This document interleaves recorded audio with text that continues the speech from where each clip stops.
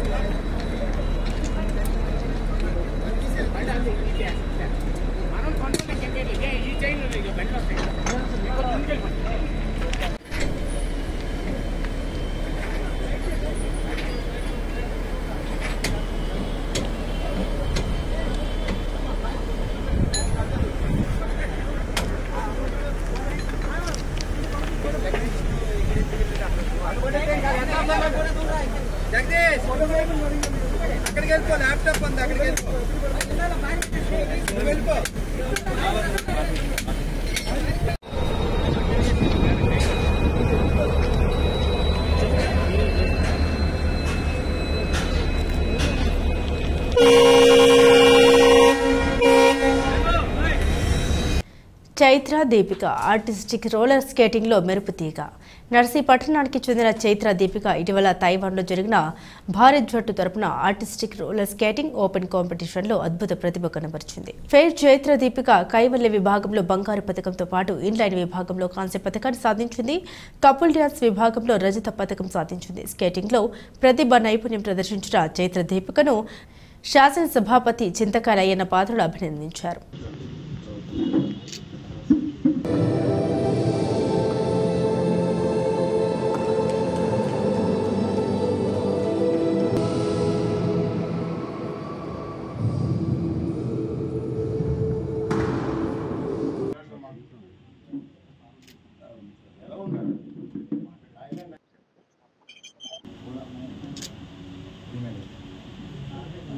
Different categories.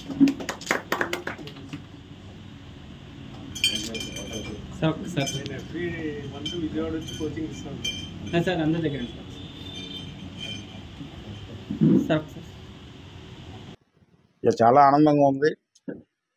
ఎందుకంటే ఉగాది మనకి మొన్నే చేసుకున్నాం. మనం కొత్త సంవత్సరంలో ప్రవేశించాం. ఈ కొత్త సంవత్సరంలో ఈ రాష్ట్రానికి, రాష్ట్రంలో ఉన్నటువంటి అందరికీ, అలాగే ముఖ్యంగా క్రీడాకారులకి కూడా మంచి జరగాలని, మంచి భవిష్యత్తు ఉండాలని చెప్పి ఆ భగవంతుని కోరుకున్నాను. మీరు ఇప్పుడే చూశారు, ఈ అమ్మాయి మన నర్సీపట్నమే, 10th క్లాస్ చదువుతున్న అమ్మాయి, పేరు దీపిక. మొన్న తైవాన్లో స్కేటింగ్ కాంపిటీషన్ జరిగాయి. ఆ కాంపిటీషన్లో ఈ అమ్మాయి పార్టిసిపేట్ చేశారు. ఈ అమ్మాయికి బ్రహ్మాండంగా మెడల్స్ వచ్చాయి.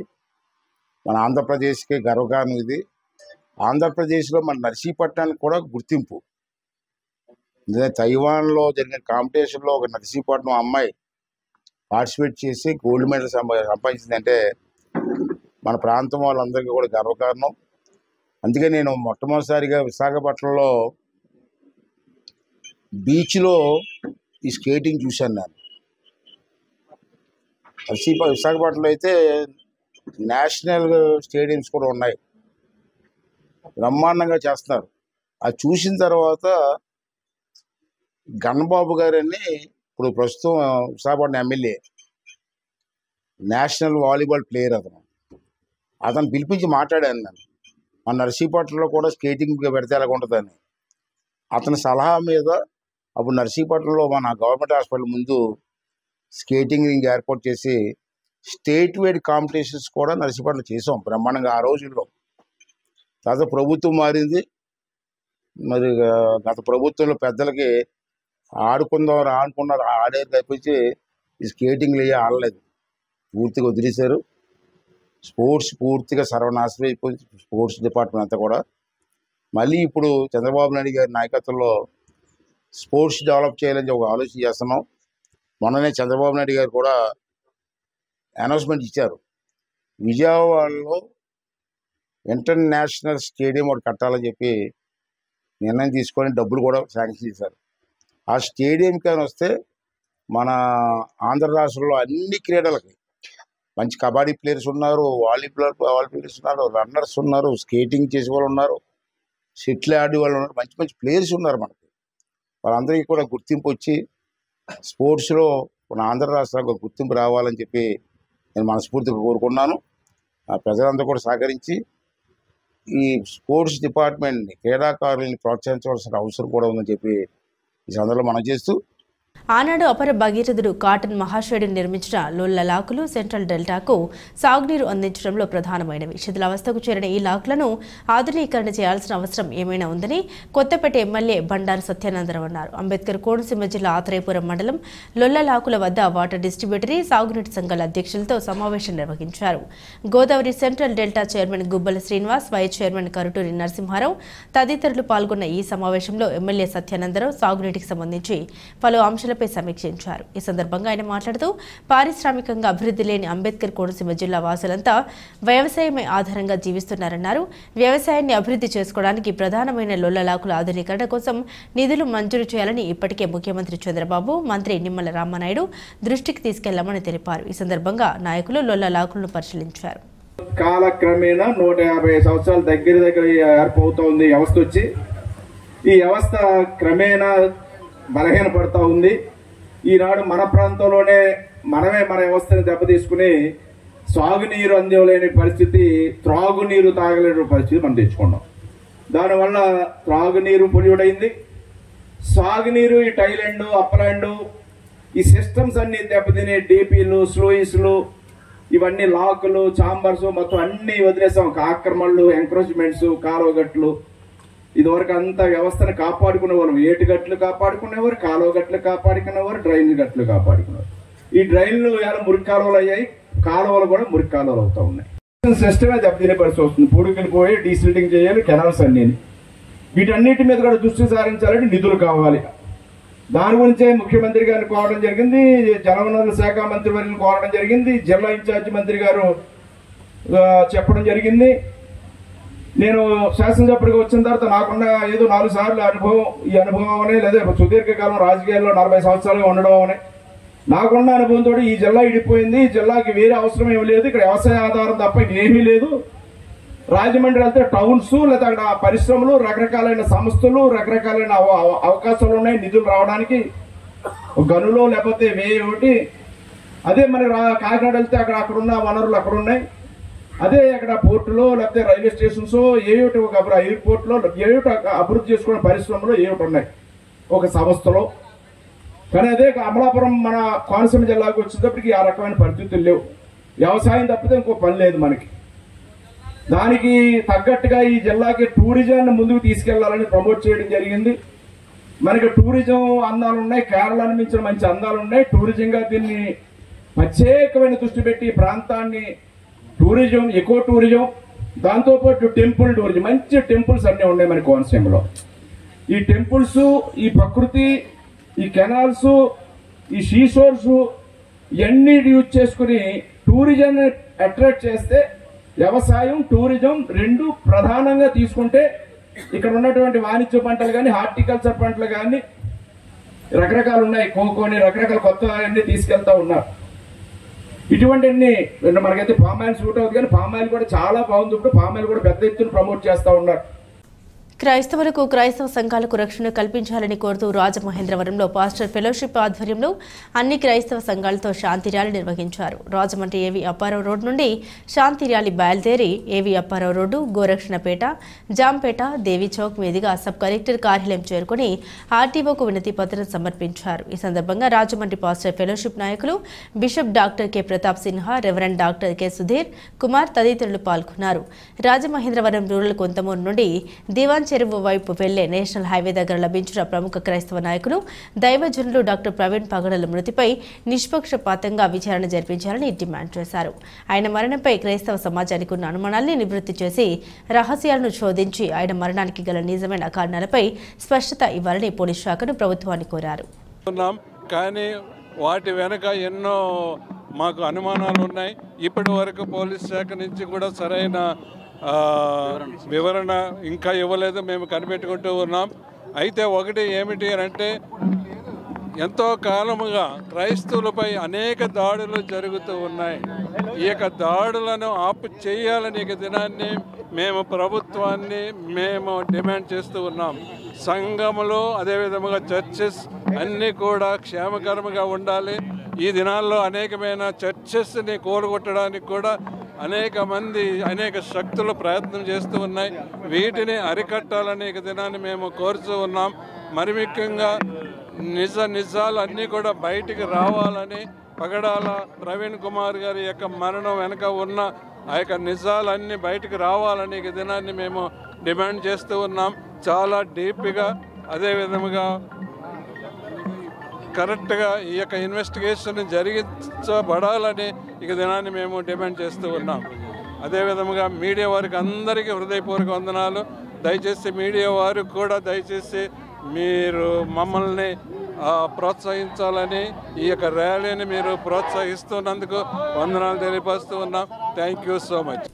విజయనగరం రెడ్ క్రాస్ బ్లడ్ బ్యాంకులో ప్లేట్లెట్స్ కాంపోనెంట్ యూనిట్ ప్రజలకు అందుబాటులోకి వచ్చింది. బ్లడ్ బ్యాంకును ఆధునీకరించి సిఎస్ఆర్ నిధులు 76.01 లక్షలతో ఏర్పాటు చేసిన ప్లేట్లెట్స్ యూనిట్తో పాటు ఎస్డిపి యూనిట్ను కూడా రాష్ట్ర ఎంఎస్ఎంఈ సెర్ఫ్ ఎన్ఆర్ఐ వ్యవహారాల శాఖ మంత్రి కొండపల్లి శ్రీనివాస్, ఎంపీ కలిశెట్టి అప్పలనాయుడు, ఎమ్మెల్యే అదితి విజయలక్ష్మి, గజపతిరాజుతో కలిసి ప్రారంభించారు. పవర్ గ్రిడ్ కార్పొరేషన్ ఈ నిధులను రెడ్ క్రాస్కు సమకూర్చింది. రెడ్ క్రాస్ అందిస్తున్న సేవల్ని మంత్రి తెలుసుకున్నారు. బ్లడ్ బ్యాంకులో ఉన్న ఆధునిక యంత్ర సామగ్రిని మంత్రి ఆసక్తిగా పరిశీలించారు. వాటి పనితీరును తెలుసుకున్నారు. ఈ సందర్భంగా మంత్రి శ్రీనివాస్ మాట్లాడుతూ రెడ్ క్రాస్ సేవల్ని ప్రశంసించారు. ప్రపంచవ్యాప్తంగా రెడ్ క్రాస్ విశేషమైన సేవల్ని అందిస్తుందని కొనియాడారు. అవసరమైన వారికి రక్తాన్ని అందించడంతో పాటు లైవ్ డోనర్స్ ను సమకూర్చడం తదితర అనేక రకాల విశిష్ట సేవల్ని కూడా రెడ్ క్రాస్ నిర్వహిస్తుందని తెలిపారు. విజయనగరం జిల్లాలో మనందరికీ తెలుసు, రెడ్ క్రాస్ విజయనగరం జిల్లా కాదు ప్రపంచం అంతా కూడా రెడ్ క్రాస్ తాలూకు సర్వీసెస్ మన అందరికీ తెలుసు. చాలా సర్వీసెస్ వాళ్ళు లోకల్గా ఉన్న పీపుల్కి చేయడం జరుగుతుంది. అంటే హోమ్లెస్ నీడ్స్ కానీ, అయితే ముఖ్యంగా బ్లడ్ డొనేషన్ క్యాంప్స్ రన్ చేయడం, బ్లడ్ను కూడా ప్రాసెస్ చేసి హాస్పిటల్స్కి హోల్ బ్లడ్ అవ్వచ్చు, ఇవన్నీ కూడా ఒక సేవా దృక్పథంతో విజయనగరం జిల్లాలో గత 30 సంవత్సరాలుగా రెడ్ క్రాస్ వివిధ సర్వీసెస్ ఇస్తుంది.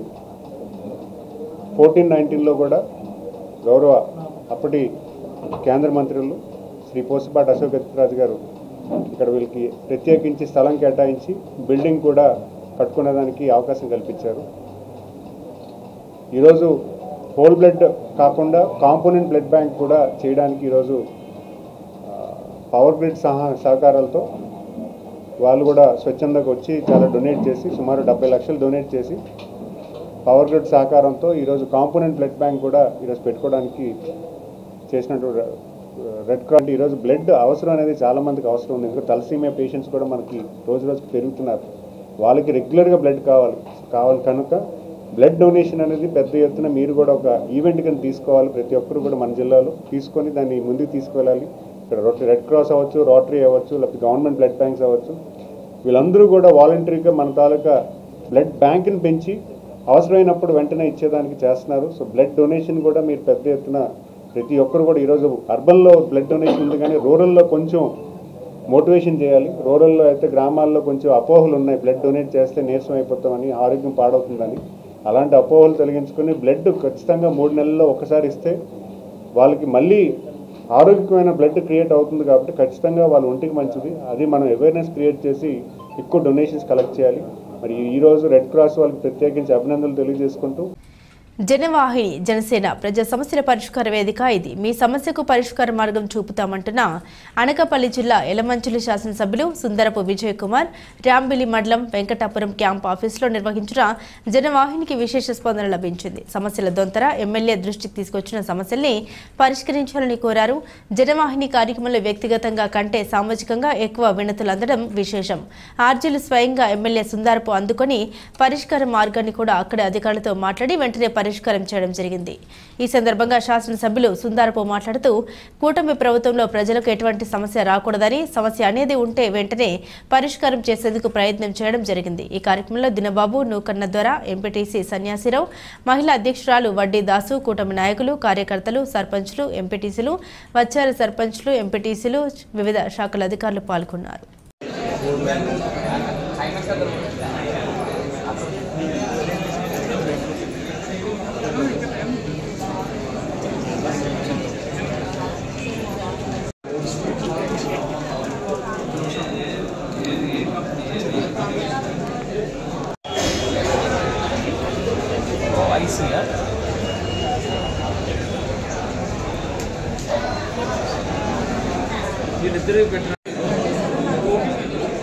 కూర్చోమని అరే లేదు కూర్చోబెట్టి లోపల నుంచి రావణపాలెం టచ్ అయ్యే రోడ్డు కూడా ఉంటుంది. ఈ 2 రోడ్లకి మధ్యలో మీరు పక్కనే ఉన్నారు. కొండ కానుకొని ఒక పక్క కొండ, 2 పక్కల రోడ్డు వస్తుంది. ఇదంతా అయిన తర్వాత నేను కూడా వస్తాను. నేను ఒక రోజు మార్నింగ్ వస్తాను, పొద్దున్నే వచ్చి మీ గ్రామం మొత్తం తిరుగుతాను. తిరిగిన తర్వాత మీకు వాటర్ కానీ, వాటర్ ఫెసిలిటీస్ కానీ, కాలువలు కానీ, రోడ్లు కానీ, ఇవన్నింటినీ కూడా ఒక నిర్ణయం తీసుకొని మనం అన్ని కూడా తెప్పించుకుందాం.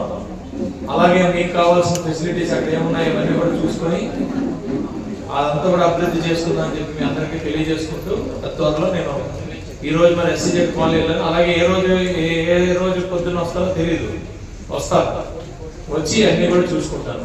ఏమా ఏది ఏమైనా మీరు నా సొంత మనుషులు, ఏదైనా సరే అంత సమానం. మీరు అందరూ కూడా ఎప్పుడైనా రావచ్చు. మీ నాయకులు రాములు గారు కానీ, నాయుడు గారు కానీ ఎవరున్నా కూడా మీరు అంతా కలిసి రావచ్చు. మీరు ఏదైనా మీకు ఏ అవసరం ఉన్నా, ఏ సదుపాయాలు కావాలన్నా ఎట్టి పరిస్థితుల్లో చేసి పెట్టే బాధ్యత నాది. అన్నవరం దేవస్థానం చైర్మన్ ఐవి రోహిత్ జన్మదిన వేడుకలు అన్నవరం శ్రీ వీర వెంకట అట్టహాసంగా జరిగాయి. చైర్మన్ బంగ్లాలో ఐవి రోహిత్ కు ఈవో వీర్ల సుబ్బారావు పుష్పగుచ్చం అందించి హృదయపూర్వకంగా శుభాకాంక్షలు తెలిపారు.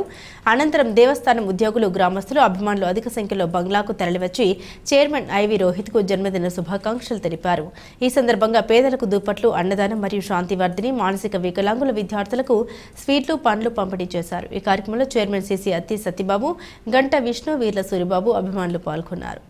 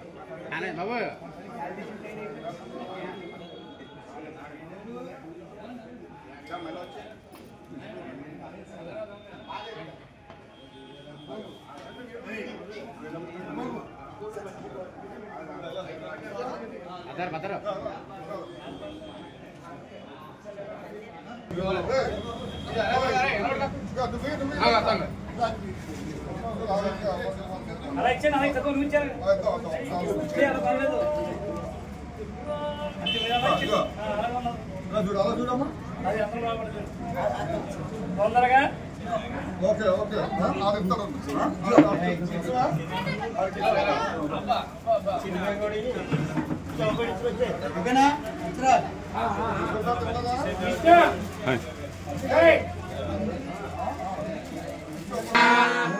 హరే హర హిరణ్యగర్భత్రిమూర్త్యాత్మక ఆద్యాది మహాలక్ష్మీ సమేత శ్రీ వీరవేంకట సత్యనారాయణ స్వామివారి దేవస్థానమునందు శ్రీ సత్యదేవ స్మార్తాగమ పాఠశాలలో నేడు ధర్మాధికారి అయినటువంటి చైర్మన్ వారు మహారాజశ్రీ గౌరవనీయులైన రోహిత్ బహదూర్ జమీందార్ వారి యొక్క జన్మదిన మహోత్సవాన్ని పురస్కరించుకుని స్మార్తాగమ పాఠశాల విద్యార్థులందరికీ కూడా బిస్కట్లు పండ్లు తాగడానికి శీతల పానీయాలు కూడా అందించడం జరుగుతూ ఉన్నది. ఓం సహస్రశీర్షా పురుషః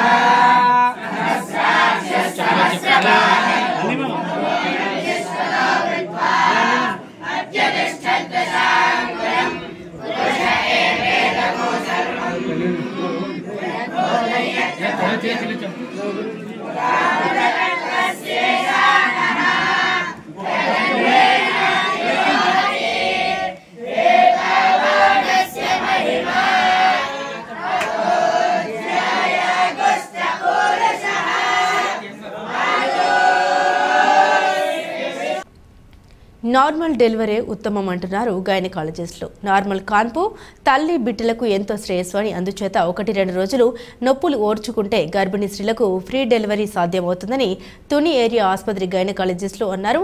ప్రీ కాన్పులపై ఆసుపత్రిలో గర్భిణులకు వైద్య నిపుణులు డాక్టర్ అధికారి తేజస్వి నాయుడు, డాక్టర్ చందన శృతి అవగాహన కల్పించారు. నార్మల్ కాన్పులు అంటే నొప్పులు వస్తాయి, ముందు ఆ నొప్పులు అంటే భయం. అది సో అందరూ ఇలా ఆలోచిస్తున్నారు. ఇలా ఆలోచించడం చాలా తప్పు. ఒకటి గుర్తుపెట్టుకోండి, ఏదైనా సృష్టిలో ఏదైనా జరగాల్సినట్టు జరిగితేనే మనకు మంచిది, అవునా కాదా? ప్రెగ్నెన్సీ రావటం అనేది అది నేచర్. తర్వాత నార్మల్గా డెలివరీ అవ్వటం కూడా అదే న్యాచురల్. ఇక్కడే మనకు తెలిసిపోతుంది. సో నార్మల్ డెలివరీ అవ్వటమే మంచిది. 1 రోజో 2 రోజులో నొప్పులు వస్తాయి, అది లైట్ నొప్పులే వస్తాయి. ఓకే, ఆపరేషన్ అనేది అన్యాచురల్, అది న్యాచురల్ థింగ్ కాదు అది. సో మనం నార్మల్కే చూడాలి. ఓకేనా? నార్మల్ డెలివరీ అయితే చక్కగా సన్నటి నొప్పులు వస్తాయి అంతే, 1 రోజో 2 రోజులో వస్తాయి. చక్కగా నార్మల్ డెలివరీ అయిన తర్వాత నుంచి మీరు బిడ్డను చూడంగానే చక్కగా ఆ బిడ్డను చూడంగానే మీ నొప్పులన్నీ మర్చిపోతారు మీరు. ఓకేనా? తర్వాత రిసర్చ్ ఏం చెప్తుంది అంటే నార్మల్ డెలివరీ అయితేనే మంచిది. మీకే కాదు, బిడ్డకు కూడా ఇమ్యూనిటీ పెరుగుతుంది. నార్మల్ డెలివరీ అయితే ఇమ్యూనిటీ బాగా పెరుగుతుంది అనమాట. ఇమ్యూనిటీ అంటే ఏంటి? రోగ నిరోధక శక్తి. సో నార్మల్ డెలివరీ ఎలాంటి వాళ్ళకి అవుతుంది? ఇప్పుడు మనం బయట ఫుడ్ అది తినకుండా, జంక్ ఫుడ్ అది తినకుండా, ఆరోగ్యంగా హెల్దీగా ఇంట్లో చేసుకున్న ఫుడ్ తింటూ, ఎక్సర్సైజెస్ అంటే ఈ కాలంలో వచ్చిన ఎక్సర్సైజ్ అన్ని కూడా, ముందు కాలంలో ఎప్పుడు ఎక్సర్సైజ్ అని, వాకింగ్, యోగా ఇలాంటివి ఏమీ లేవు. ఎందుకు లేవు? ఇంట్లో ఉండే పనులతోనే సరిపోయేది వాళ్ళకి. సో ఆ పనులు చేసుకున్నా చాలు. మీరు ఇంట్లో వేరే కొత్తగా ఎక్సర్సైజ్ అవి చేయాల్సిన అవసరం లేదు. మీరు ఇంట్లో పనులు, ఇంట్లో వండుకోవడం, తుడుచుకోవడం, అన్ని అలాంటి పనులన్నీ చేసుకున్నా చాలు. మీకు నార్మల్గా నొప్పులు మీ అంతటి మీకే వస్తాయి.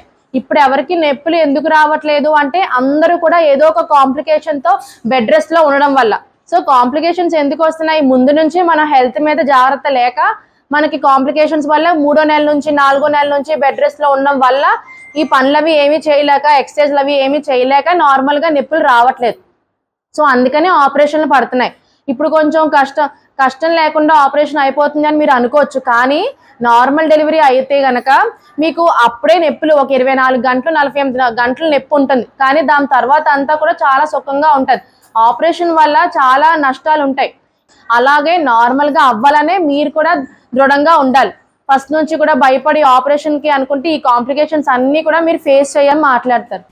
ప్రజల సమస్యలతో పాటు పార్టీ కోసం శ్రమించిన కార్యకర్తల సమస్యలను పరిష్కరించే బాధ్యతను భుజాన వేసుకున్న గౌరవ కార్పొరేషన్ చైర్మన్ మల్ల సురేంద్ర నిర్వహించిన గ్రీవెన్స్కు విశేష స్పందన లభించింది.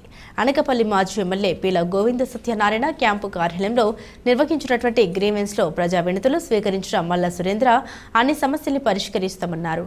శిరసనపల్లి, అక్కిరెడ్డిపల్లిపాలెం తదితర గ్రామస్తులు వారి సమస్యల గ్రీవెన్స్ దృష్టికి తీసుకొచ్చారు. ఈ కార్యక్రమంలో మార్షెట్టి శంకర్రావు, మల్ల సూరిబాబు, చదరం శివ, అప్పారావు, దాడివాసు, భాను, చందర్ తదితరులు పాల్గొన్నారు.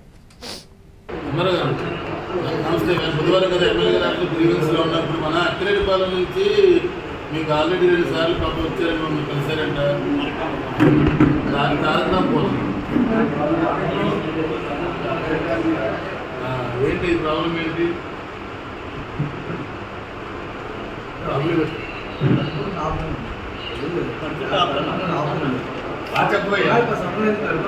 అదే ఇక్కడ ఇల్లు కట్టుకుంటే ఆపుతున్నారంట ఏంటి ప్రాబ్లం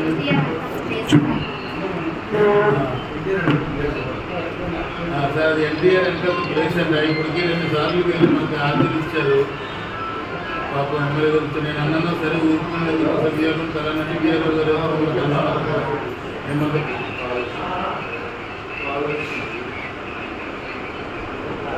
இந்த பேப்பர்ஸ் ఉన్నాయా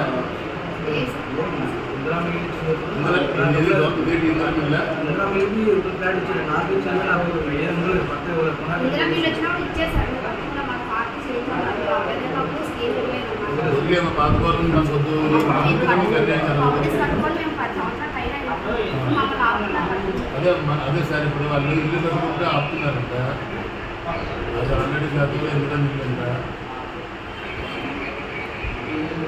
మీకు ఎందుకంటే అయితే మరి ఇక్కడ ఊళ్ళో వచ్చారు ఒకసారి మాట్లాడి ఒకసారి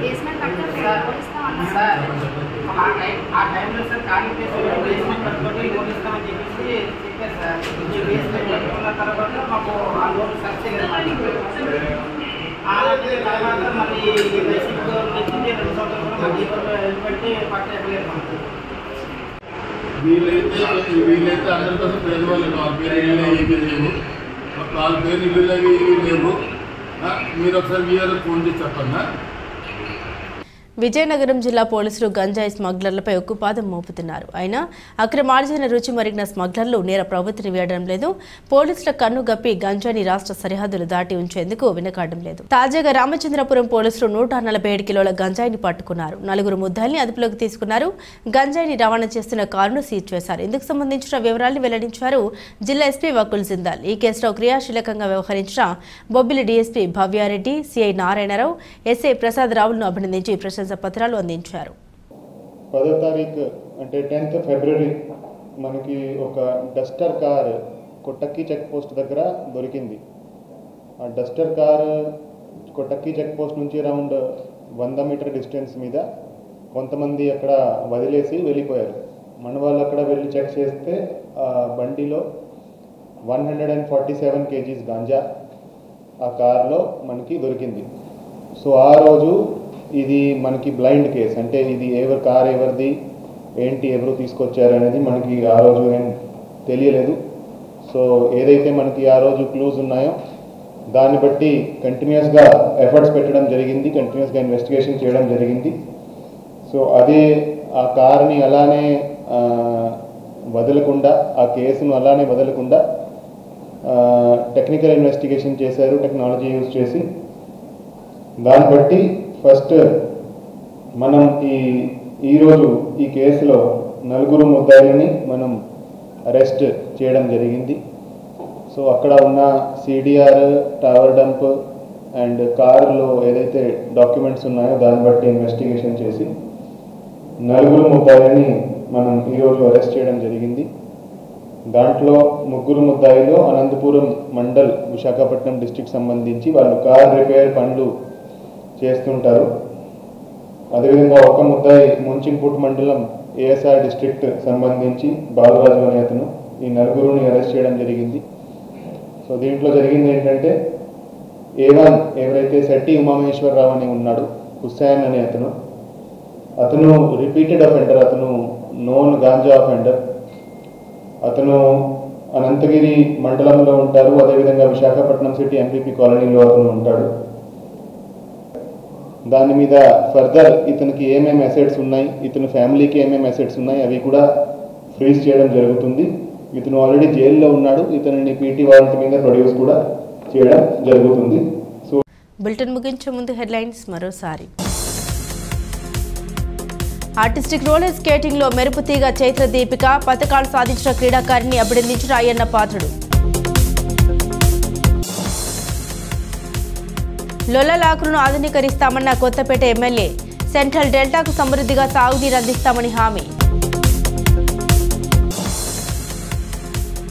అనకాపల్లి జిల్లాలో జనసేన జనవాహిని రాంబిల్లిలో వినతులు స్వీకరించిన ఎమ్మెల్యే.